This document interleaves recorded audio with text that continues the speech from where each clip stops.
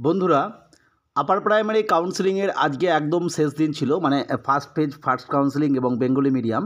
সেখানে আমরা জানি যে গতকালের যে সংস্কৃত এবং জিওগ্রাফির কাউন্সেলিং প্রক্রিয়া হয়েছিল, তার ঠিক সেকেন্ড পার্ট হিসাবে বাকি স্টুডেন্টদের জন্য, মানে বাকি ভ্যাকেন্সির জন্য কিন্তু আজকে কাউন্সেলিং ছিল। অর্থাৎ 27 নভেম্বরের যে কাউন্সেলিং প্রক্রিয়া, সেই কাউন্সেলিং প্রক্রিয়ার যে আপডেট, মানে কতজন স্কুল চয়েস করেছেন তার কিন্তু লিস্ট ইতিমধ্যে এসএসসি তাদের যে ওয়েবসাইট রয়েছে সেখানে পাবলিশ করেছে। সেখানে তোমরা নির্দিষ্ট সিস্টেমে কুল অ্যালটমেন্ট ডিটেলসে গিয়ে যদি আজকের ডেটে চয়েস করে সেখানে বেঙ্গলি মিডিয়াম এবং সংস্কৃত বা জিওগ্রাফি এভাবে চয়েস করো, তাহলে দেখবে সংস্কৃত টোটাল, যেটা আমরা জানি যে পাবলিক নোটিশ অনুযায়ী যেখানে 228 জনের কাউন্সেলিং প্রক্রিয়া আজকে ছিল, সেখানে স্কুল চয়েস করার পর অ্যাবসেন্ট বলুন বা অন্যান্য বিভিন্ন কারণে যে টোটাল স্কুল ভ্যাকেন্ট থাকলো আজকের দিনে, সেটা হচ্ছে 19 জন। অর্থাৎ 19টা স্কুল এই মুহূর্তে ভ্যাকেন্ট থাকলো।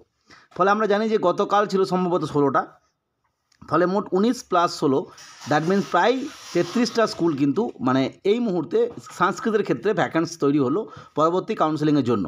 ঠিক একই রকমভাবে জিওগ্রাফির ক্ষেত্রে 280 জনের কাউন্সেলিং ছিল, এবং গতকাল যেটা 26শে নভেম্বর সেদিনও কিন্তু 280টাই ছিল।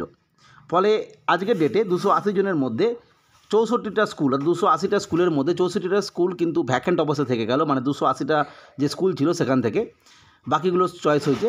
যাই হোক, আমরা আজকের ডেটে যে আপডেটটা পেলাম সেটা শেয়ার করলাম। পরবর্তী ক্ষেত্রে আমরা যে সংস্কৃত বা জিওগ্রাফি টোটাল যে কতগুলো একদম ফার্স্ট কাউন্সেলিং শেষে সেকেন্ড কাউন্সেলিংয়ের জন্য, অর্থাৎ ওয়েটিং লিস্ট থেকে কতজন ক্যান্ডিডেট চান্স পাচ্ছে সেটা নিয়ে আলোচনা করেছি। সেই ভিডিও তোমরা দেখে নিও। আমাদের চ্যানেলের আজকের ভিডিও দেখার জন্য প্রত্যেককে অসংখ্য ধন্যবাদ।